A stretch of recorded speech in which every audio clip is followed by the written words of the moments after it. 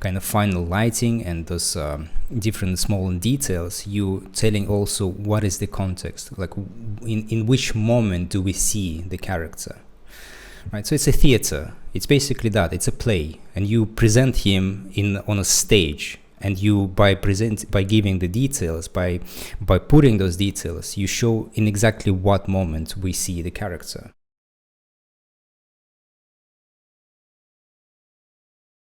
Let me see if I understand you correctly. So you're asking, so the way I see it is that there are main hairs that are going this way. Yes, main flow. Yes. Yeah, and the fly-offs, they're just doing that. Opposite or straight way. Yeah. Yes. But that's the point behind flyaway's hair.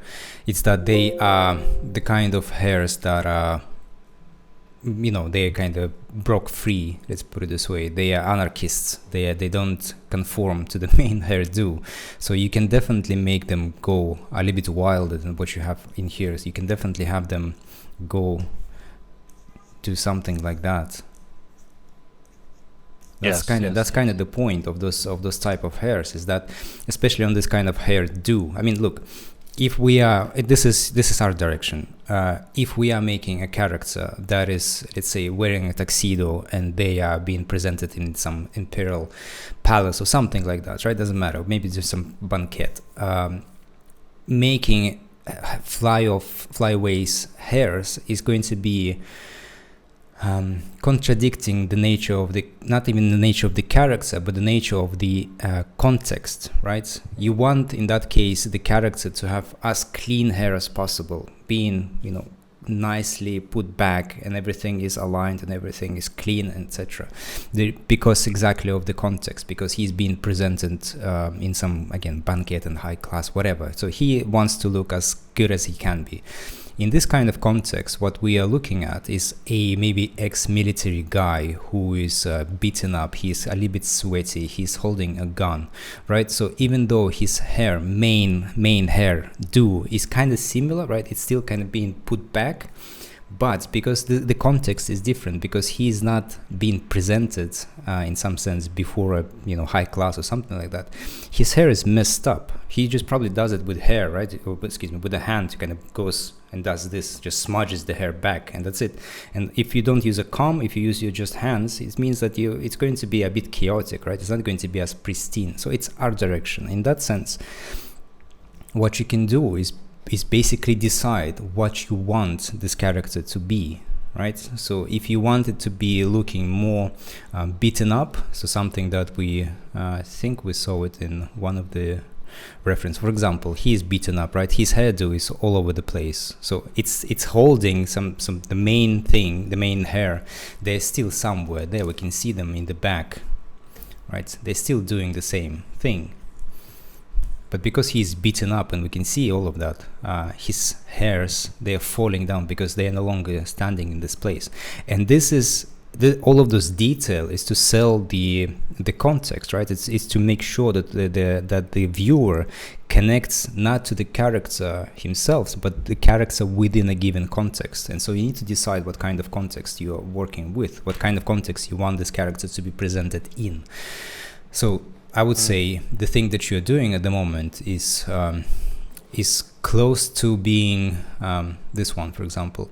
It's close to being him before any kind of a battle. So it's almost like a beauty shot, right? Something that the character looks always. It's almost like his default look. And so everything is going to be basically a variety out of that. So if he is fighting, the hair is going to be a little bit messier, right? But by default, he's going to look this way all the time. So I would say you can definitely push it. You can definitely push it not in this direction where things, are just quite messy. Everything is falling, not everything, but the hair is falling down. So it definitely shows that he went through something. But I would say you can push it up to, well, this is a good example where it's kind of pristine, almost default looking, but because there's just so much variety in here, I would say capture that.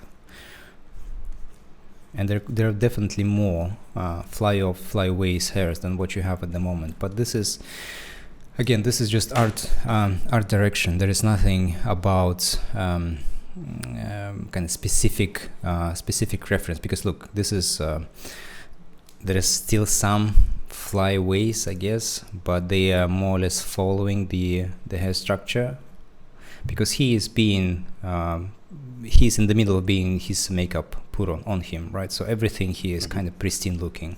As soon as he stands up, as soon as he is in a different scene, his hair is going to be messy, and you need to decide what kind of messiness you want it to be. Is it okay? Yeah, did I answer that? Yes, it's interesting. It's like the image on the substance painter to tell stories or context, what happens in the materials. Exactly. It's the in the industry you would call this art direction, right? You execute the character.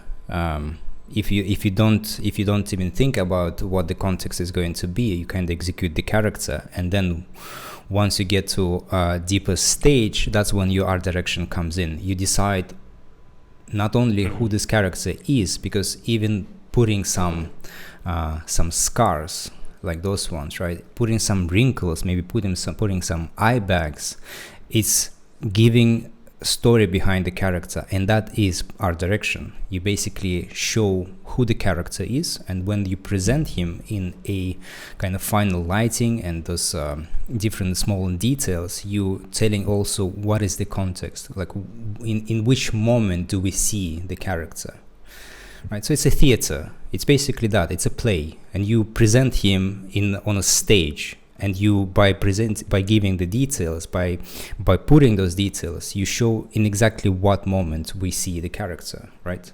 Everything is kind of behind the look. What you want to say, what you want to say about him, what kind of story there is, and it's very difficult. I mean, when we think about it, because we are working not with animation, we're working with a static character. So all those details, the more you think about it, the more every single individual detail matters, right? Because we are dealing with a static character. We're not creating story through motion, which is more kind of natural, I guess. We can create the gestures, we can create the way he stands, the way he talks, the mimics, all of those kind of things, right? Here, because it's static, the aesthetics is going to be telling the story, which means that every single detail matters, right? So the depth of the depth of those pores, that also matters, right? The color of the, let's say, the nose also matters, because if we want to create a character who is, let's say, maybe in depression, or just going through some, heavy or kind of hard times, we can make the nose a little bit redder, and this way we indicate in a kind of almost cliche way, but he's drinking, right? He's not an alcoholic, but he drinks, because you can see that people who drink constantly and continuously, they do have more color in their noses, because of the way the blood system works, basically. But those tiny details, that's the thing that sells the character, right? And those things, they if we're talking about like what we do here, they are going to be highly important. If we're talking about creating a character just for portfolio sake, right, to kind of present it's not so important, really, because the people who are going to be reviewing the portfolio, they already have an art director, right? They're hiring somebody who can execute. And in your case, because you're not presenting this for a client, you're doing this for your personal work, you are the executor as well as the art director. So you deal with everything. You are the one who tells the story of the character.